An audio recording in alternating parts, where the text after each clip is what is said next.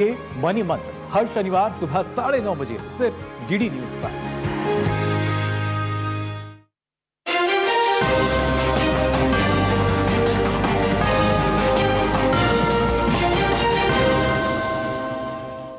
नमस्कार, आप देख रहे हैं डीडी न्यूज। आपके साथ मैं हूं गौरव श्रीवास्तव। तो चलिए बुलेटिन की शुरुआत करते हैं और सबसे पहले नजर डालते हैं इस वक्त की हेडलाइंस पर।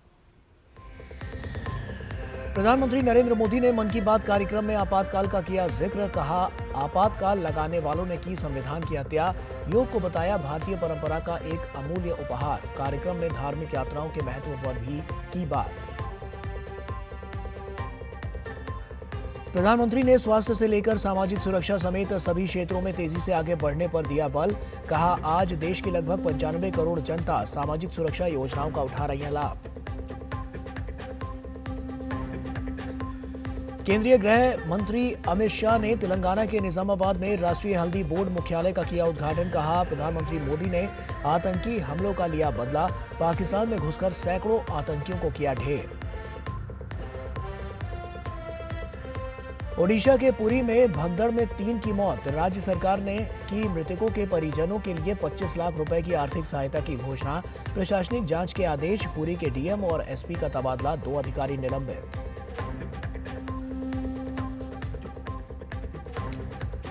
रूस का सैकड़ों ड्रोन, क्रूज और बैलिस्टिक मिसाइलों से यूक्रेन पर बड़ा हवाई हमला। हमले में यूक्रेन के F-16 लड़ाकू विमान के पायलट की मौत। जेलेंस्की ने हवाई सुरक्षा को मजबूत करने के लिए पश्चिम से और अधिक सहायता का किया आह्वान।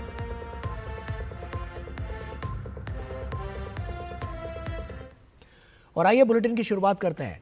प्रधानमंत्री नरेंद्र मोदी ने मन की बात की 123वीं कड़ी में अंतरिक्ष के क्षेत्र में भारत की उपलब्धियों का जिक्र किया। इस समय सबकी निगाहें इंटरनेशनल स्पेस सेंटर पर भी है।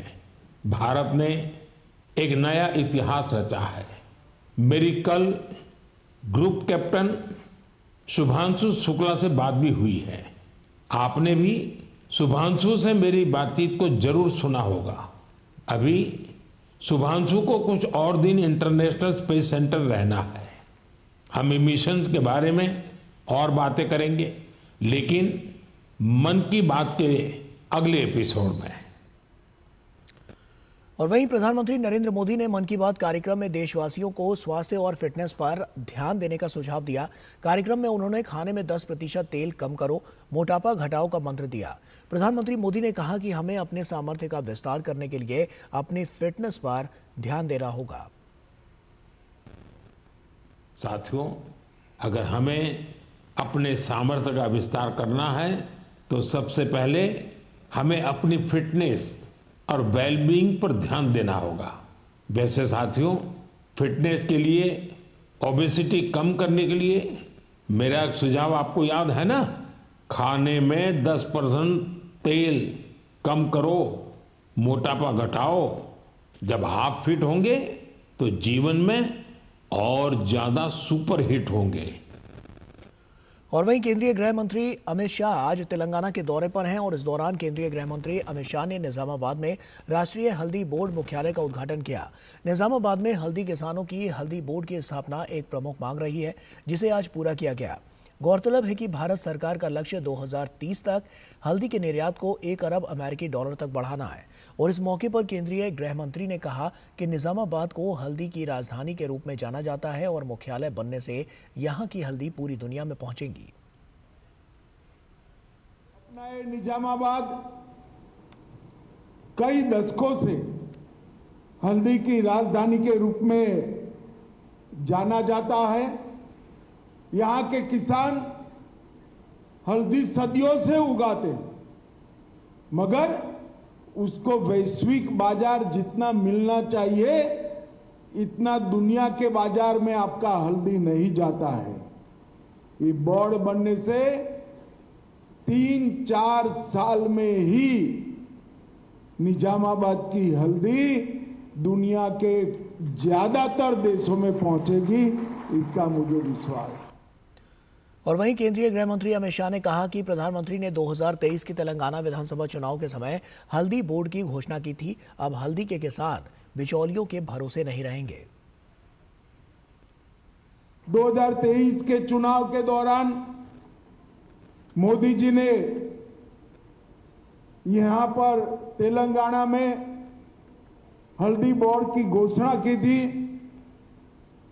अक्टूबर 23 में इसकी अधिसूचना जारी की, 25 में इसको शुरू किया और आज 29 जून 2025 को इसका टेम्पररी हेडक्वार्टर भी हमने चालू करने का काम कर दिया है।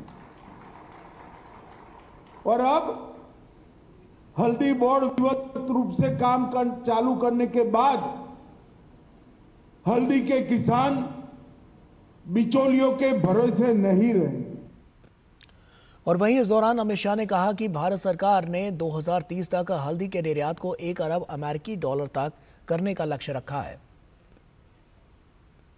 भारत सरकार ने 2030 तक $1 बिलियन के हल्दी के निर्यात का, एक्सपोर्ट का लक्ष्य रखा है और अंतर्राष्ट्रीय मंचों पर $1 बिलियन के एक्सपोर्ट के लक्ष्य को अचीव करने की हमने पूरी तैयारी भी की। ये जो बोर्ड बनेगा, ये हल्दी की ज्यादा से ज्यादा कीमत हल्दी के किसानों तक पहुंचे, इसके लिए काम करेगा। इंटरनेशनल मार्केट में हल्दी की खपत को बढ़ाने के लिए प्रचार प्रसार करेगा।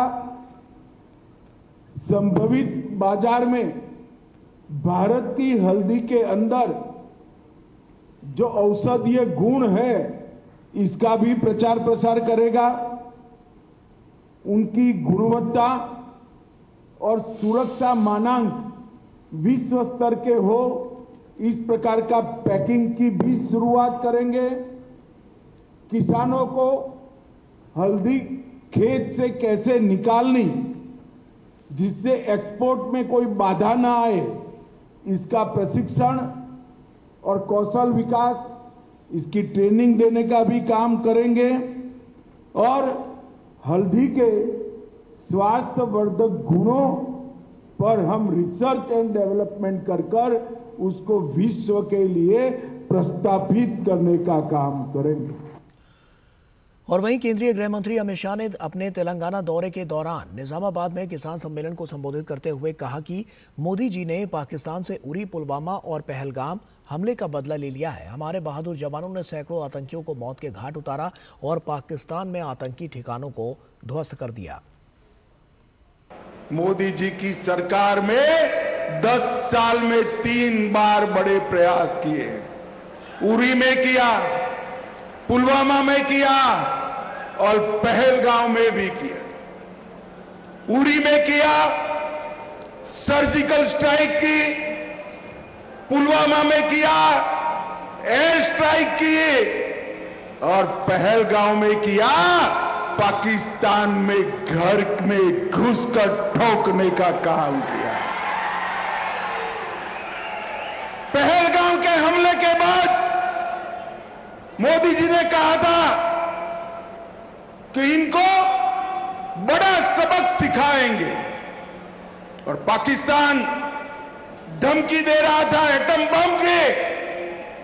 एक दिन रात को हमारे सेना के बहादुर जवानों ने आतंकी संस्थाओं के हेडक्वार्टर को उड़ाकर सैकड़ों आतंकवादियों को धराशायी कर दिया। और ओडिशा के पुरी में गुंडीचा मंदिर के बाहर रविवार सुबह भगदड़ जैसी स्थिति बन गई। इस भगदड़ में कम से कम 10 लोगों के घायल होने और 3 लोगों की मृत्यु की पुष्टि हुई है। वहीं राज्य सरकार ने मृतक श्रद्धालुओं के परिजनों को 25 लाख रुपए की आर्थिक सहायता देने की घोषणा की है। साथ ही मामले में विकास आयुक्त के अधीन प्रशासनिक जांच के आदेश भी दिए गए हैं। मामले पर अधिकारियों पर बड़ी कार्रवाई करते हुए ओडिशा सरकार ने पुरी डीएम और एसपी का तबादला कर दिया है और 2 अधिकारियों डीसीपी विष्णुपति और कमांडेंट अजय पाधी को ड्यूटी में लापरवाही के लिए निलंबित किया गया है। चंचल राणा पुरी के नए जिलाधिकारी और पिनाक मिश्रा ने एसपी का पदभार संभाला है। घटना सुबह करीब 3 बजे से 4 बजे के बीच हुई, जब सैकड़ों श्रद्धालु दर्शन के लिए मंदिर परिसर और रथ के समीप एकत्रित हुए थे। रात 12:15 बजे पहुडा नीति संपन्न हुई थी, जिसके तहत भगवान के दर्शन बंद कर दिए गए थे। हालांकि बड़ी संख्या में श्रद्धालु दर्शन के पुनः आरंभ होने की प्रतीक्षा में रात भर वहां मौजूद रहे। सुबह 4 बजे मंगला आरती के लिए जब पट खुले, तब श्रद्धालुओं की भीड़ अचानक रथ की ओर दौड़ पड़ी, जिससे भगदड़ की स्थिति उत्पन्न हो गई।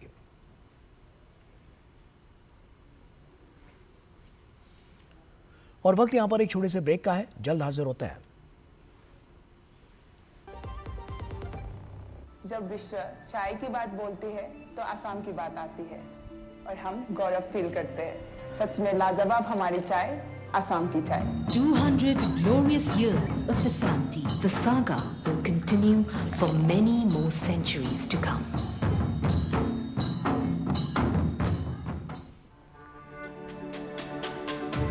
मेरी पसंद, मेरी पसंद, मेरी पसंद, मेरी पसंद, हमारी पसंद, हम सबकी पसंद। मजबूत देश का मजबूत सरिया हो गया स्टील। ब्रेक के बाद एक बार फिर से आप सभी का स्वागत है। दक्षिण कोलकाता के लॉ कॉलेज में छात्रा से गैंगरेप की घटना के बाद पश्चिम बंगाल पुलिस एक्शन मोड में है। विशेष जांच दल घटना से जुड़े हर पहलू को खंगाल रहा है।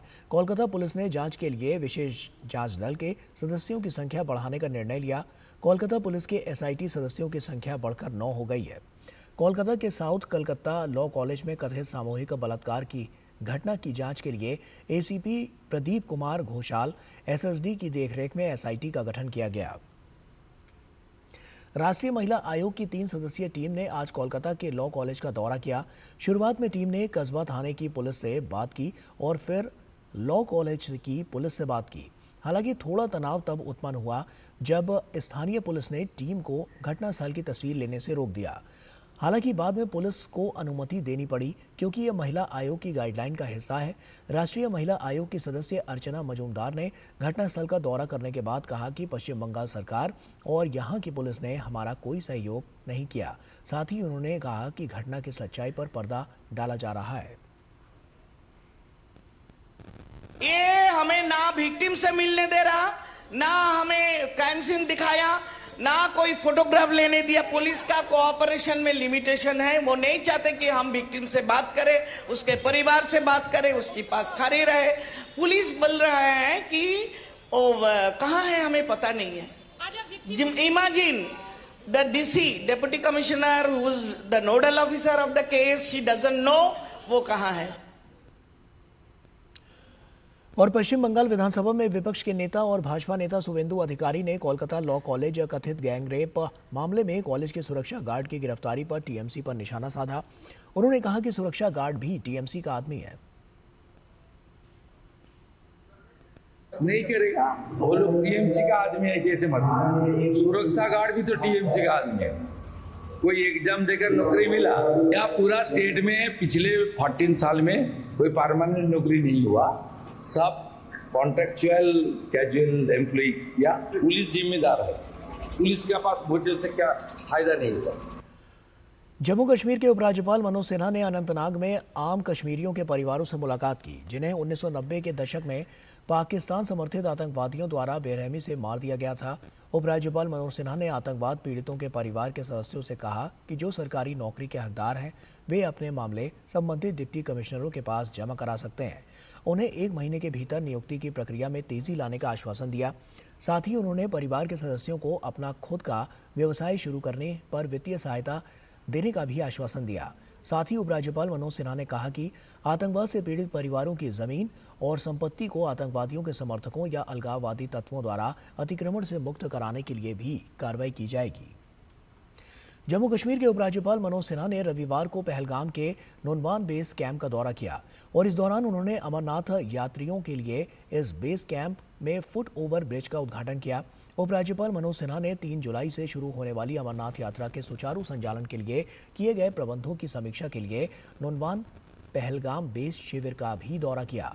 उपराज्यपाल ने डिजास्टर मैनेजमेंट सेंटर और यात्री निवास की प्रगति और तीर्थयात्रियों के लिए आवास, लंगर, बिजली और पानी की आपूर्ति, स्वच्छता, स्वास्थ्य सुविधाएं, यातायात प्रबंधन, अग्निशमन और इमरजेंसी सेवाएं और सुरक्षा कर्मियों की तैनाती सहित विभिन्न सेवाओं के कार्यों की समीक्षा की। इससे पहले 28 जून को जम्मू में उपराज्यपाल मनोज सिन्हा ने नागरिक समाज संगठनों, धार्मिक नेताओं, निर्वाचित प्रतिनिधियों, व्यापार और व्यवसाय समुदायों के सदस्यों के साथ आगामी श्री अमरनाथ जी की यात्रा की व्यवस्था को लेकर चर्चा की।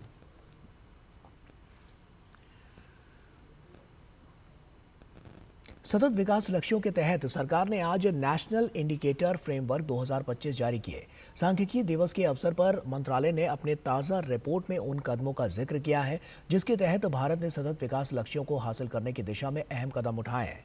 देश में वर्ष 2016 में सामाजिक सुरक्षा का दायरा मात्र 22% था, जो 2025 में बढ़कर 64.3% हो गया है।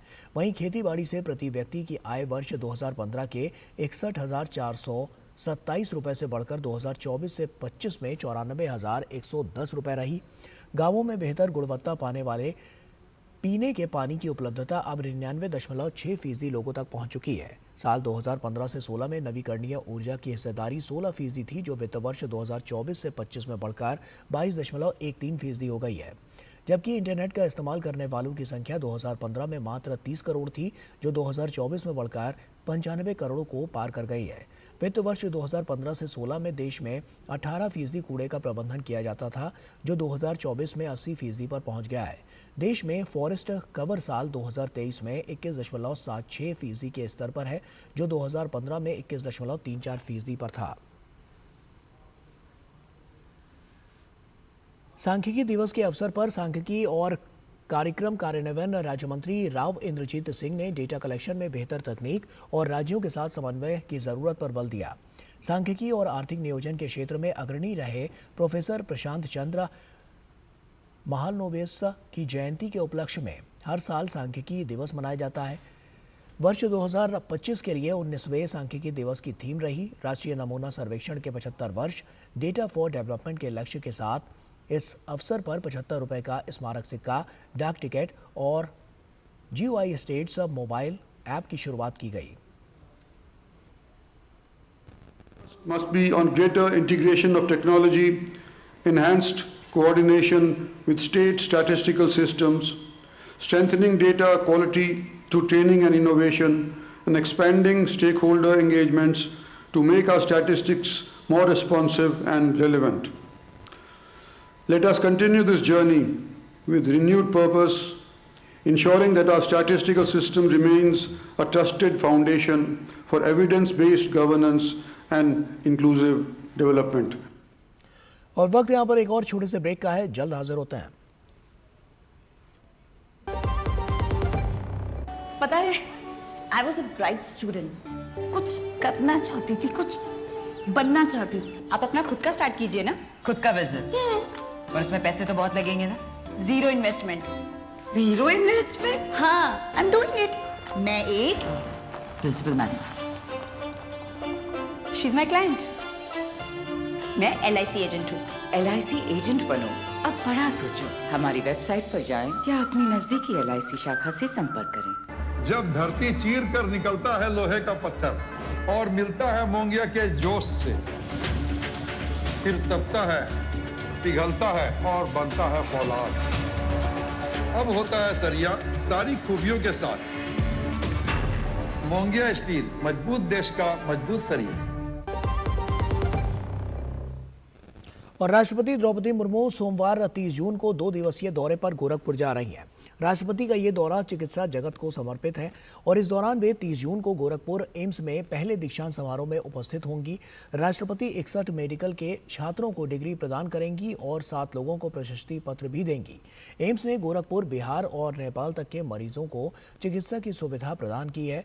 वहीं 1 जुलाई को राष्ट्रपति मुर्मू महायोगी गुरु गोरखनाथ आयुष विश्वविद्यालय का शुभारंभ करेंगी और ये आयुष विश्वविद्यालय देश और दुनिया में आयुर्वेद, होम्योपैथी और यूनानी चिकित्सा पद्धति को नई ऊंचाइयां प्रदान करेगा। और इसी दिन शाम को राष्ट्रपति गुरु गोरखनाथ विश्वविद्यालय में ऑडिटोरियम का शुभारंभ और स्टेडियम का शिलान्यास भी करेंगी।